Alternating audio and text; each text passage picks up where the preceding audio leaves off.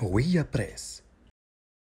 خلال انتخاب عمدة الرباط صباح اليوم الجمعة 24 من شتنبر 2021 أقدم عضو بمجلس الجماعة على تلاوة آيات من الذكر الحكيم، واختار حميد فخار حزب الاتحاد المغربي للديمقراطية آيات من سورة المنافقون، وقرأ أمام الجمع العام: وإذ يقولوا تسمع لقولهم كأنهم خشب مسندة يحسبون كل صيحة عليهم هم العدو فاحذرهم قاتلهم الله ألا يؤفكون.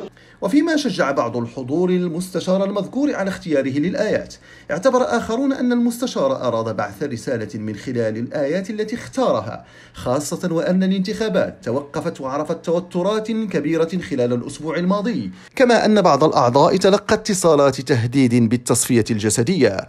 وفي تصريح إعلامي قال المستشار عن حزب الدولفين أن آية المنافق 3 كما ورد في الحديث النبوي، وأن المنافق من الصعب أن تعرف ما يرج في عقله، مؤكدا أن السياسة ليست أوهاما وإنما هي التزام بالمبادئ وتحمل للمسؤولية. هذا وبعد صراعات طويلة بين حزبي التجمع الوطني للأحرار والاتحاد الاشتراكي للقوة الشعبية، تم صباح اليوم انتخاب أسماء أغلال عن حزب الحمامة عمدة لمدينة الرباط. هوية بريس.